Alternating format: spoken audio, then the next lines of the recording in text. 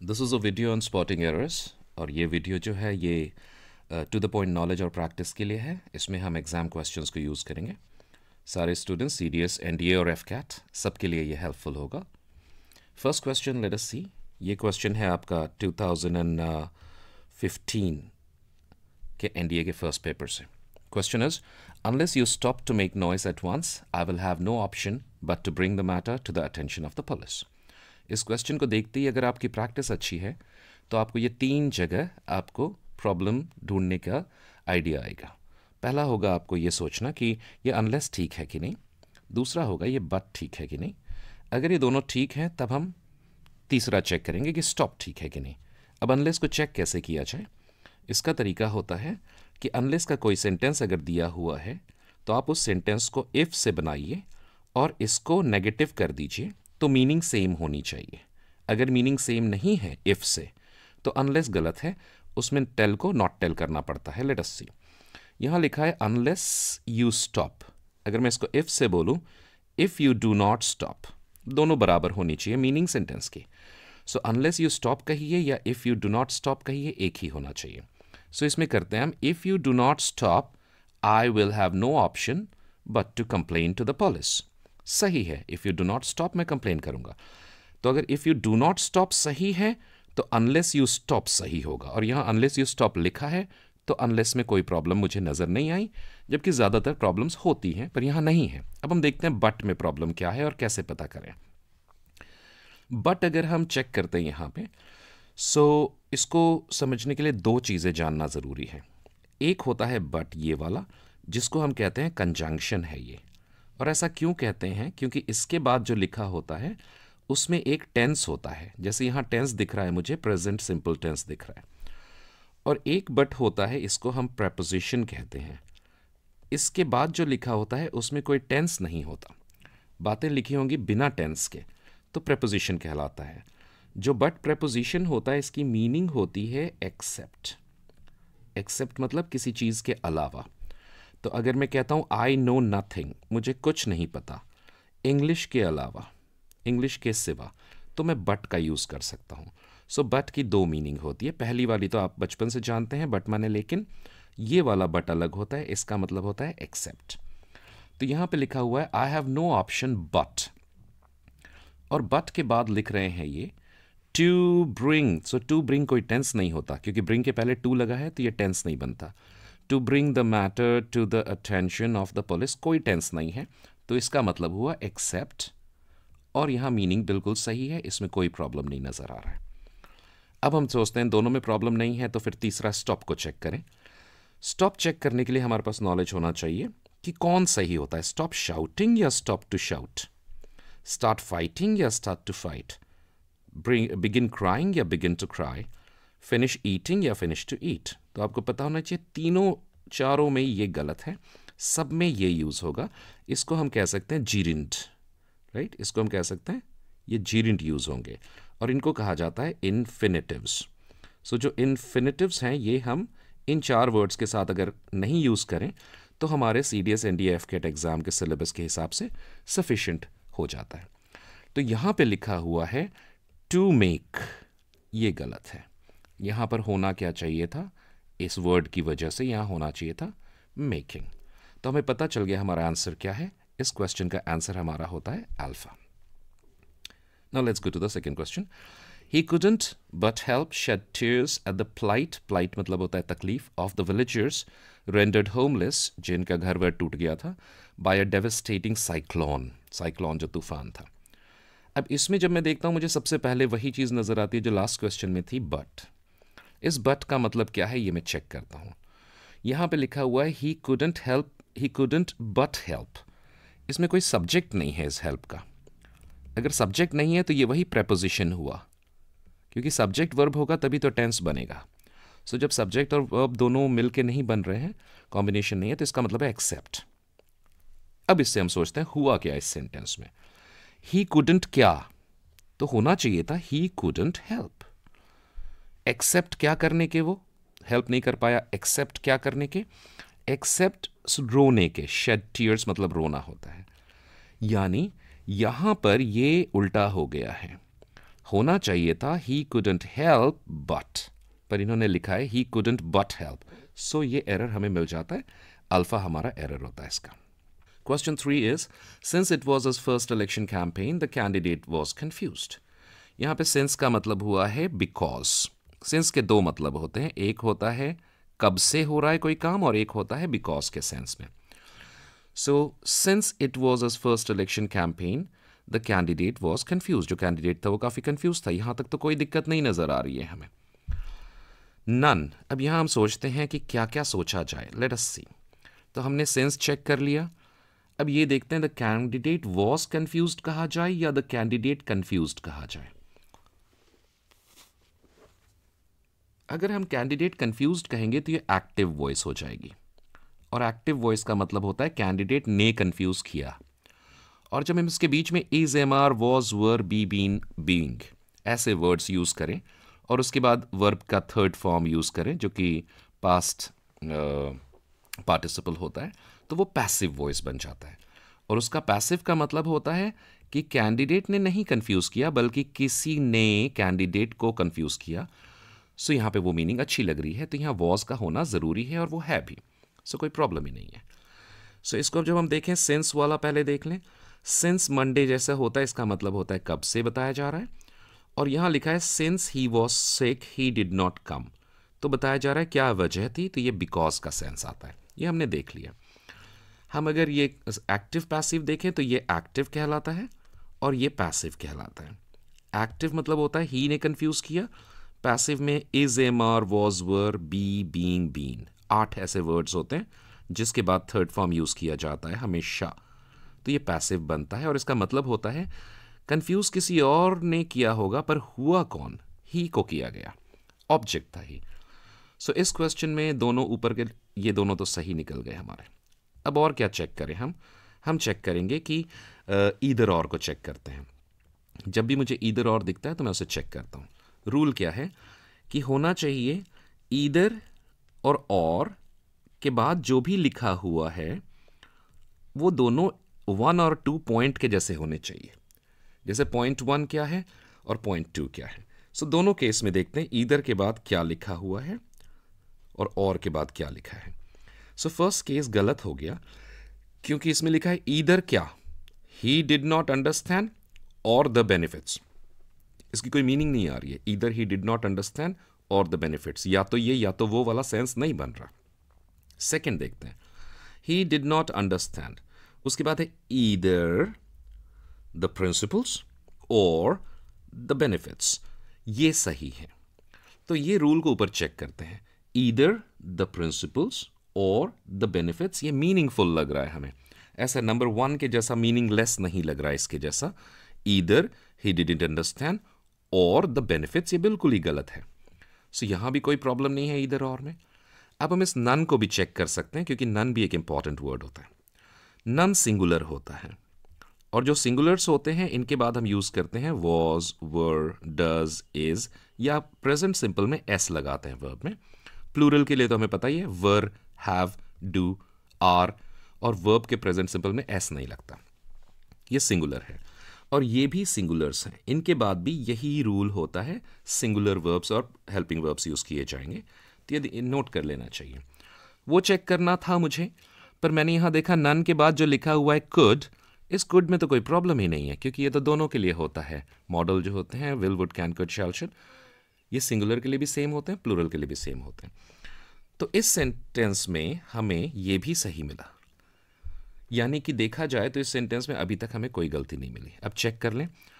First part में कोई गलती नहीं है यहां तक. Second, none could clearly understand, बिल्कुल दिक्कत नहीं है क्योंकि कुड के बाद फर्स्ट फॉर्म वर्ब का यूज होता है. विल, वुड, कैन, कुड के बाद हुआ है. ईदर द प्रिंसिपल्स, ये भी सही है, और द बेनिफिट्स, ये भी सही है. प्रिंसिपल्स कौन से, ही स्टूड फॉर वाले. बेनिफिट्स कौन से, ही प्रॉमिस्ड. इस सेंटेंस में कोई प्रॉब्लम नहीं नजर आ रही, तो हम इसका क्या मार्क करेंगे, delta. So question 3 is 4. The answer for the 3 is delta. Question 4. It is an established fact that the transcendental American poets and philosophers who lived in the latter half of the 19th century were more influenced by Indian philosophy in particular by Upanishadic philosophy. इतना बड़ा sentence देख के डरना नहीं है। अगर आपकी practice ठीक होती है तो आपको ये 4 ही दिखेंगे इसमें, जिसे कहा जाता है कि जहाँ प्रॉब्लम हो सकते हैं। ये हमारा ट्रेनिंग होता है। अगर आप पढ़ते हैं 3-4 महीने तो इतना नॉलेज आपके पास होता है कि आप ये 4 वर्ड्स को आइडेंटिफाई करें कि यहाँ चेक करना है। इसके बाहर भी हो सकती है गलती जो हमें नहीं मिले और हम उसको गलत करके आए, तो वो 2 क्वेश्चंस होते हैं 10 में से जो हम या तो नहीं कर पाते या तो हम गलत करके आते हैं, क्योंकि वो इसके बाहर होगा। जो येलो मार्क दिख रहा है ये हमारी पढ़ाई होती है जो हमें करनी ही होती है। So let's check. पहला हम चेक करेंगे कि एन का यूज़ ठीक है कि नहीं। अब एन का यूज़ जब भी होता है तो पहले तो ये नाउन की बात हो रही होगी। नाउन के पहले एडजेक्टिव्स हो सकते हैं, लेकिन नाउन की बात होनी ज़रूरी है। अब जो एडजेक्टिव है उसका साउंड चेक करते हैं हम। पहला साउंड क्या है यहाँ। एस्टैब्लिश्ड को अगर हम हिंदी में लिखना चाहें तो एस ऐसे कुछ लिखना पड़ेगा। तो यहाँ ध्यान दीजिए, ये जो है ये हिंदी का स्वर है अ आ ई, तो एन बिल्कुल सही है। एन सही है साउंड की वजह से। एन सही है क्योंकि ये नाउन की बात कर रहा है, और एन सही है क्योंकि ये नाउन सिंगुलर है। अगर ये नाउन प्लूरल होता तो एन गलत हो जाता। सो एन को हम चेक करते हैं। नाउन होना चाहिए, वो भी होना चाहिए सिंगुलर। दूसरी चीज़ होनी चाहिए कि जो वर्ड एडजेक्टिव्स अगर यूज़ हुए हैं तो जो एन के बाद एडजेक्टिव है उसकी पहली आवाज़ अ आ ई वाले स्वर से आनी चाहिए। अगर वो कॉन्सोनेंट से आती है, मतलब कि क ख ग घ से लिखा जाएगा, उसको स्टार्ट किया जाएगा, तो वहाँ पे एन नहीं यूज़ हो पाएगा। सो इस क्वेश्चन में एन ठीक है। दूसरा देखते हैं ये क्यों चेक कर रहे हैं हम लेटर, क्योंकि 2 वर्ड्स हैं, एक है लेटर और एक है लेटर। लेटर का मतलब होता है लेट का कंपैरेटिव डिग्री, उसका सुपरलेटिव होता है लेटेस्ट। ये लेट होने का, आखिरी में कौन आया। और दूसरा होता है पहला कौन था बाद में कौन सा है, फॉर्मर कौन था, फॉर्मर, और लेटर कौन था। सो यहाँ दूसरा हाफ मतलब होता है 50 साल, जो बाद वाले 50 साल थे 19th सेंचुरी के। तो ठीक है, लेटर में डबल टी लगाया है, अगर सिंगल टी होता तो मैं इसे गलत कह। अब देखते हैं कि यहाँ पर लिखा होगा वर। ये चेक कर लेता हूँ वर ठीक है कि नहीं। तो यहाँ मैं देखता हूँ पोएट्स और फिलोसोफर्स की बात हो रही है, ये लोग प्लूरल हैं। सो प्लूरल के लिए यहाँ वर यूज़ किया गया है, प्लूरल, कोई दिक्कत नहीं है, बिल्कुल परफेक्ट है। और अब देखते हैं हम कि हमारा मोर जो है वो ठीक है कि नहीं। अब मोर क्या है, मोर जो है मच का कंपैरेटिव डिग्री है, और इसका सुपरलेटिव डिग्री होता है मोस्ट। मोस्ट के आगे द लगता है, द मोस्ट हो जाता है। कंपैरेटिव डिग्री का रूल है कि ये 2 चीज़ें होनी चाहिए। उन 2 चीज़ों में, जैसे ए और बी में, हम कंपैरिजन करते हैं और हम कहते हैं कि कोई एक बेहतर है दूसरे से, दूसरा कम है, एक ज़्यादा है। तो 2 चीज़ें होना ज़रूरी है, तभी आप इसे यूज़ कर सकते हैं। तो यहाँ कहा गया है मोर इन्फ्लुएंस्ड हुआ, ठीक है, किससे। पहली चीज़ है बाय इंडियन फिलॉसफी। कौन सी फिलॉसफी, इन पर्टिकुलर बाय। सो दूसरी चीज़ है ही नहीं यहाँ पे। सो जो सेकंड है वो मिसिंग है। जब सेकंड है ही नहीं तो यहाँ कंपैरिजन हो ही नहीं सकता। यहाँ या तो आप पॉजिटिव डिग्री यूज़ कीजिए या तो कुछ मत यूज़ कीजिए। तो या तो आप इसको तो हटाना ही पड़ेगा, आप कुछ मत यूज़ कीजिए, या अगर आपको करने का मन है तो आप यहाँ पे मच इन्फ्लुएंस्ड कह सकते हैं। यानी हमें पता चला एरर जो हमारा है चार्ली में है। क्वेश्चन 5। अब इस क्वेश्चन को देखते ही बहुत इजी मुझे पहले लगता है, क्योंकि ये आपको पढ़ के जाना है। नो सूनर पे आपका ध्यान जाना चाहिए, क्योंकि यहाँ पे 4 ऐसे पॉइंट्स हैं जो याद रखने हैं। नो सूनर, हार्डली, स्कैर्सली और बैरली। इसके साथ 2 रूल्स याद रखने होते हैं। पहला कि इन तीनों के साथ हमारे हमेशा इसके बाद यूज़ होगा इन्वर्जन। ही हैड नहीं हो सकता, हैड ही होगा। ही हैड नहीं हो सकता। इन तीनों के साथ हमेशा हैड ही होगा। Had I, had he, had they, had से ही बनेगा ये। नो सूनर के साथ दोनों ऑप्शंस ओपन है। हैड से भी बन सकता है, डिड से भी बन सकता है, किसी और से भी बन सकता है, लेकिन होगा इन्वर्जन ही वहां पे भी। ही हैड ही डिड नहीं हो सकता। क्वेश्चन जैसा डिड ही, हैड ही होगा। No sooner had he, no sooner did he. ये हुआ रूल नंबर 1। और रूल नंबर 2 याद रखना है, नो सूनर के साथ दैन यूज होता है। ए एन वाला, ए वाला, ई वाला नहीं। और इन तीनों के साथ वेन यूज होता है। ये रूल अगर याद है मुझे तो मैं यहां चेक करता हूं नो सूनर के साथ इन्वर्जन है कि नहीं। इन्वर्जन है, फैंटास्टिक। दैन है कि नहीं, दैन नहीं है। एरर हो गया ब्रावो में। तो ये आप नोट कर लीजिएगा। ये आपको याद रखना होता है। ये जो पॉइंटर्स मैं बता रहा हूँ, ये अगर किसी को याद नहीं है तो कहा जाएगा उसने कोई तैयारी की ही नहीं है इंग्लिश की, राइट? तो याद करना है इसे। क्वेश्चन 6 है, after opening the door we entered into the room next to the kitchen. अब यहाँ मैं चेक करता हूँ मेरे नज़र कहाँ कहाँ पड़ी। आफ्टर पे पड़ी चेक करने के लिए, एंटर्ड इनटू पे पड़ी। क्यों? क्योंकि यहाँ पे एंटर्ड जब हम कहते हैं तो उसके बाद हम इन या इनटू नहीं कहते। जैसे टोल्ड के बाद हम टू नहीं कहते, सीधे कहते हैं ही टोल्ड मी। आस्क्ड के बाद नहीं कहते he I asked him. Informed के बाद नहीं कहते did he inform you, to नहीं कहते। He advised me, right? This house comprises, of नहीं होता, कंप्राइजेज 4 रूम्स, इस टाइप से होगा, राइट? क्योंकि कंप्राइजेस का मतलब ही होता है कंसिस्ट्स ऑफ। सो अगर आप कंसिस्ट्स कहेंगे सो उसमें आपको ऑफ लगाना होता है, और ये पूरे को कहा जाता है कंप्राइज। तो कंप्राइज में ऑफ लगाने से तो मीनिंग हो जाएगा कंसिस्ट्स ऑफ 2 बार, तो ये एक और ऑफ नहीं लगता। इस टॉपिक को कहा जाता है कि किस वर्ब के बाद प्रपोजिशंस यूज होंगे, नहीं होंगे, या कौन से होंगे। सो कौन से होंगे, अगर वो फिक्स्ड हो जाते हैं तो उसे कहेंगे हम फिक्स्ड प्रेपोजिशन टॉपिक। ये आपको इंटरनेट पे भी मिलेगा, बुक्स में भी मिलेगा। इस टॉपिक को पढ़ना होता है हमें, ताकि हम कम से कम 1-2 क्वेश्चन इससे पकड़ते हैं पूरे पेपर। तो यहाँ पे हमें पता चला एंटर्ड के बाद इनटू नहीं होना चाहिए। आंसर हमारा हो गया ब्रावो। और आफ्टर को अगर मैं चेक करता हूँ तो आफ्टर का अगर यूज होता है कि आफ्टर ओपनिंग, यानी किसी एक्शन के होने के बाद क्या हुआ बताने के लिए आप पास्ट सिंपल में बातें कर सकते हैं। लेकिन अगर बिफोर होता यहाँ पे तो आपको पास्ट परफेक्ट में बात करना पड़ता। सो यहाँ पे लिखा हुआ है आफ्टर, तो यहाँ पे पास्ट सिंपल बिल्कुल सही है।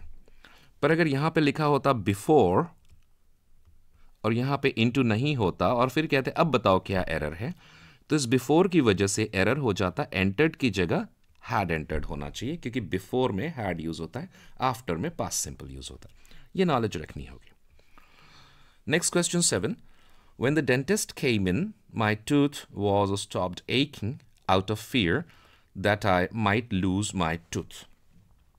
अब यहाँ पे क्या नजर आता है मुझे? 3 चीजें। व्हेन, ये व्हेन बिल्कुल वही है जैसे कि व्हेन होता तो वी एंटर्ड था, बिफोर में था वी हैड एंटर्ड, वैसे ही व्हेन लिखा है तो यहाँ पे होना चाहिए पास्ट सिंपल। अब ये पास्ट सिंपल लिखा है पैसिव वॉइस में। पैसिव कैसे पता चला मुझे? Is am are was were के साथ अगर कोई थर्ड फॉर्म लिखा हुआ है, ये थर्ड भी होता है, स्टॉप्ड सेकंड भी होता है। सो अगर यहाँ थर्ड फॉर्म मानूं मैं इसको तो ये पैसिव हो गया। पैसिव मतलब किसी ने स्टॉप किया मेरे दांत को, जो कि मीनिंगलेस है।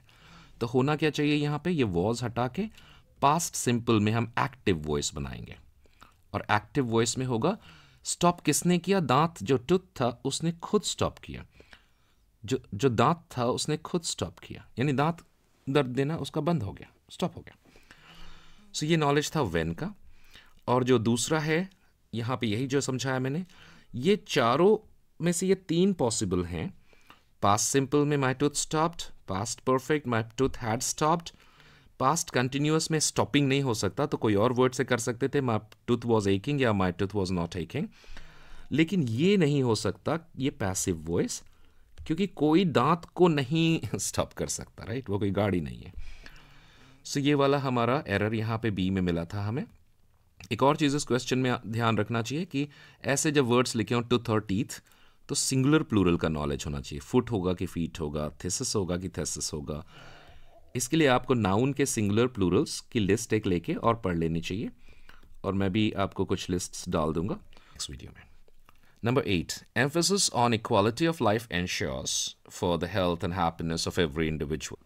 सो इस क्वेश्चन में मुझे नज़र आ रहा है ये 2 वर्ड्स। क्यों? क्योंकि और कुछ मुझे ऐसा इंपॉर्टेंट नहीं दिख रहा है। यहाँ नॉलेज वही होगा, एंश्योर के बाद में डायरेक्टली द सेफ्टी कहूँ या एंश्योर फॉर द सेफ्टी कहूँ, ये नॉलेज इसी तरह का है जैसे इन वर्ड्स के बाद में ये नहीं यूज़ हो सकता, डायरेक्टली आपको बोलना होता है, वैसे ही एंश्योर के बाद ये यूज़ नहीं हो सकता, आपको डायरेक्टली बोलना होता है। अब आपको समझ में आ रहा होगा ये फिक्स्ड प्रपोजिशन या नो प्रपोजिशन पढ़ना कितना ज़रूरी है। इससे पता चला है फॉर नहीं होता है और ब्रावो आंसर होगा। Question 9. The students were awaiting for the arrival of the chief guest. यहाँ पे मुझे दो चीज़ें नज़र आई, सिंगुलर प्लूरल चेक करूँगा मैं और ये चेक करूँगा वर्ब के साथ प्रेपोजिशन जो अभी कर रहे थे हम लास्ट क्वेश्चन में भी. सो पहली चीज़ है, जिस तरह से यहाँ पे ये नहीं होते हैं उसी तरह से इस अवेटिंग के बाद में नहीं होगा कुछ भी. अगर कुछ होगा तो वेटिंग के बाद हो सकता है, ये सही है, पर इसमें वेटिंग फॉर होता है, अवेटिंग फॉर नहीं होता. अवेटिंग अगर यूज़ करेंगे तो फॉर नहीं करेंगे. यहाँ या तो आप इसका हटा दीजिए तो सही हो जाएगा, और अगर आप को रखना चाहते हैं तो फिर आप इसका फॉर हटा दीजिए तो सही हो जाएगा. नहीं, दोनों केस में ये ब्रावो में एरर होगा. Question 10. You will come to my party tomorrow isn't it. जब भी ऐसा क्वेश्चन आता है तो एक तो मेरा दिमाग इस पे जाएगा, इसे कहते हैं क्वेश्चन टैगिंग, टैग क्वेश्चंस, और दूसरा मेरा टेंस पे जाएगा. टुमारो लिखा है तो विल लिखा है कि नहीं, ये तो सही है, कोई दिक्कत नहीं है. अब यहाँ पर जब टैगिंग पढ़ते हैं तो इसका ध्यान रखना होता है, जो सेंटेंस होता है उसके बाद टैग होता है. सेंटेंस में जो हेल्पिंग वर्ब होगा टैग में वही हेल्पिंग वर्ब होगा. अगर सेंटेंस पॉजिटिव है तो टैग नेगेटिव, सेंटेंस अगर नेगेटिव होता तो टैग पॉजिटिव होता. उल्टा होता है ये एक दूसरे का. यानी यहाँ अगर इजंट लिखता मैं इजंट, तो वहाँ पे मुझे लिखना पड़ता इज शी, उल्टा करना पड़ता. इस सेंटेंस में वर है हेल्पिंग वर्ब तो यहाँ वर है और उल्टा कर दिया. विल है तो यहाँ विल का उल्टा वोंट. यहाँ सिंग्स लिखा है तो इसमें हेल्पिंग वर्ब दिख नहीं रहा मुझे, पर जब भी यहाँ एस होगा ना प्रेजेंट सिंपल में तो हेल्पिंग वर्ब हमेशा उसका डज होता है, तो इसलिए मैंने यहाँ डज लिखा और उसको उल्टा कर दिया. सो यहाँ देखते हैं है विल, तो विल के लिए ये इजंट गलत हो गया, यहाँ इजंट की जगह होना चाहिए था वोंट. और यहाँ देखिए जो गर्ल है तो शी, बॉयज हैं तो दे, ही का ही और शी का शी, यानी जो सब्जेक्ट है उसका प्रोनाउन यूज किया जाता है हमेशा. तो यहाँ यू अगर दिया हुआ है तो खुद ही सब प्रोनाउन है, तो यहाँ इट भी गलत है, ये इट की जगह होना चाहिए था यू. तो इसके चार्ली में एरर हो गया, होना चाहिए वोंट यू. एक यहाँ एक्सेप्शन जैसा आता है, आई एम गुड का अगर टैग बनाना है तो एम नॉट आई नहीं होके ये प्लूरल में जाता है आरंट आई. इसको ध्यान रखिए, बहुत अच्छा क्वेश्चन होगा पूछने के लिए एग्जाम्स में. Question 11. Having read a number of stories about space travel, his dream now is about to visit the moon. अब यहाँ प्रॉब्लम नजर आ रही है इस जगह पे. क्यों? क्योंकि मुझे पता है कि about to verb का मतलब होता है मैं बस वो चीज़ करने ही वाला था कहना. I was about to say that. मैं बोलने ही वाला था. तो यहाँ पे लिखा हुआ है is about to visit, यानी इसका तो कुछ और ही मतलब निकल रहा है उल्टा सीधा कि वो बस विजिट करने ही वाला है. नहीं, ऐसा नहीं है. यहाँ बताया जा रहा है वो किस चीज़ के बारे में ड्रीम कर रहा था, तो यहाँ होना चाहिए था I was dreaming about going. About going, so about going की जगह यहाँ पे हो जाएगा अबाउट विजिटिंग. सो यहाँ पे अबाउट टू विजिट गलत है, होगा अबाउट विजिटिंग, क्योंकि अबाउट के बाद टू वर्ब लगाएंगे तो उसका मतलब बदल जाता है, करने ही वाला था का सेंस आ जाता है. और अबाउट विजिटिंग का मतलब होता है किस बारे में, विजिटिंग द मून के बारे में उसने ड्रीम किया. C is the answer. The meeting adjourned abruptly by the chairman after about 3 hours of deliberation. Adjourned जो यूज़ किया गया है वो एक्टिव है या पैसिव है? He confused में he ने confuse किया, he was confused में किसी और ने he को confused किया. उसी तरह से मीटिंग ने adjourn किया, यानी उसको बोला कि ख़त्म हो गई मीटिंग, या किसी और ने adjourn किया मीटिंग को, तो होना तो चाहिए पैसिव. इसमें लगेगा वॉज, वर, कुछ लगेगा सिंगुलर प्लूरल के हिसाब से एडजर्न के साथ, जो कि यहाँ पे मिसिंग है, इसलिए एक्टिव वॉइस में गलत है ये होना चाहिए पैसिव वॉइस में. Next question is 13 number. Not one of the hundreds of striking workers were allowed to go near the factory. यहाँ मेरी नज़र इतनी जगह जाती है. इसमें सबसे पहले मैं चेक करता हूँ नन. ये जो नन सिंगुलर था, इसी तरह से मैंने अभी बताया था नॉट वन, नो वन, ये भी सिंगुलर होते हैं, तो ये सिंगुलर है. एक तो ये चीज़ है, अगर ये सिंगुलर है तो ये गड़बड़ हो रहा है, क्योंकि not one of the hundreds of striking workers की बात अगर हो रही है तो वो क्या कर रहे थे, वो वॉज होना चाहिए था सिंगुलर. ये इंपॉर्टेंट है. दूसरा, वन ऑफ द प्लूरल्स, जब भी ये यूज होगा none of the, some of the, each of the, तो ये हमेशा प्लूरल होना चाहिए, जो कि यहाँ ठीक है। ये एस लिखा है, 100 अगर होता तो ये गलत होता। नन ऑफ द 100 नहीं हो सकता, none of the students, not one of the students ऐसे होगा। सो यहाँ पता चल गया हमारा एरर यहाँ पर है, वर की जगह वॉज होगा, आंसर हमारा हो गया चार्ली। क्वेश्चन 14, ये क्वेश्चन देखते ही यहाँ पर ये जो इफ देखते ही मुझे स्ट्राइक हो जाता है कि ये क्या हो रहा होना चाहिए, ज़्यादातर वही होता है। इसे हम कहते हैं कंडीशनल सेंटेंसेस। ये पढ़ना चाहिए, ये एक अलग टॉपिक है। इस टॉपिक में 4 सेंटेंसेस हम पढ़ते हैं, क्योंकि 4 तरह के कंडीशनल्स हमें पढ़ना है। पहले को हम कहते हैं ज़ीरो, फिर फर्स्ट, सेकंड, थर्ड। इन कंडीशनल्स की बात होती है कैसी, वो हमें सीखना होगा। कंडीशनल का एक वीडियो बनाऊंगा, उसमें आप देखिएगा। प्रेजेंट टेंस का मतलब होता है ये हमेशा की बात है, राइट? हमेशा ऐसा होता होगा शायद। If I swim you swim, if you swim I swim, हमेशा ऐसा होता है। दूसरा जो है ये फ्यूचर की बात होती है। इस फ्यूचर के बाद में सिर्फ एक विल हो यूज़ किया जाता है उस सेक्शन में जो इफ़ के साथ नहीं हो। इफ़ वाले सेक्शन में प्रेजेंट सिंपल ही यूज़ किया जाता है, दोनों सेम दिखेंगे आपको। सिर्फ यहाँ पे विल लगा देते हैं तो ये फ्यूचर की बात होने लगती है। और एक होता है ये इमेजिनरी होता है, जो आप उस वीडियो में देखेंगे कि इमेजिन कैसे किया जाएगा। यहाँ पास्ट टेंस यूज़ करते हैं हम, और यहाँ विल का पास्ट टेंस यूज़ करते हैं, तो ये इमेजिनरी हो जाता है, काल्पनिक। होना तो है नहीं, पर मान लो अगर होता तो। If I went to moon what will you do, गलत है, वॉट वुड यू डू होना चाहिए, क्योंकि मैंने इफ़ आई वेंट कहा है और इमेजिनरी बात कर रहा हूँ। ये पढ़ेंगे उसमें हम। और लास्ट होता है, इसमें हम पास्ट परफेक्ट यूज़ करते हैं और दूसरी तरफ would have third form use करते हैं। ये फिक्स होता है, ये बातें पास्ट की होती हैं कि अगर ऐसा होता तो वैसा होता। यहाँ यही वाला है, थर्ड वाला। यहाँ लिखा हुआ है हैड नोन, ये पास्ट परफेक्ट है, लेकिन यहाँ पर गड़बड़ कर दिया इन्होंने। विल की जगह क्या होना चाहिए था, विल की जगह होना चाहिए था, सॉरी, विल की जगह क्या होना चाहिए था, वुड, और तब ये सही होता। तो विल की जगह वुड नहीं है, इसलिए चार्ली हमारा आंसर हुआ। Next question is mister Smith was accused for murder of the but the court found him not guilty and acquitted him. इसमें हमें वही वर्ड प्लस प्रपोजिशन यहाँ पे हमें चेक करना है। लेट अस सी। सो इसमें हमें पता चला कि ये 4 वर्ड्स याद रखिए। एक्यूज्ड किया किसी को, सज़ा दी कॉन्विक्टेड, या उसको बरी कर दिया अब्सॉल्व्ड, या बरी कर दिया एक्विटेड। इन सब के सब में ऑफ यूज़ होता है, और इसके बाद क्राइम का नाम आता है, ऑफ मर्डर, ऑफ थेफ्ट, जो भी क्राइम किया हो उससे उसको बरी कर दिया या उसमें उसको एक्यूज़ किया, हमेशा ऑफ होगा। तो यहाँ एक्यूज्ड फॉर कभी नहीं होता, तो ये क्या होना चाहिए था, एक्यूज्ड ऑफ। यहाँ पे ये प्रेपोजिशन गलत यूज़ किया गया है वर्ब के बाद। सो जितने हमने ये पॉइंटर्स नीचे डिस्कस किए हैं, ये पॉइंटर्स के आपको डिटेल्स पता होने चाहिए। अगर नहीं पता है तो मुझे बताइए कमेंट्स में, एंड कीप रिवाइजिंग, या कमेंट में मुझे बताइए अगर कोई भी चीज़ आपको और जाननी है। We will do that. Thank you very much, all the best.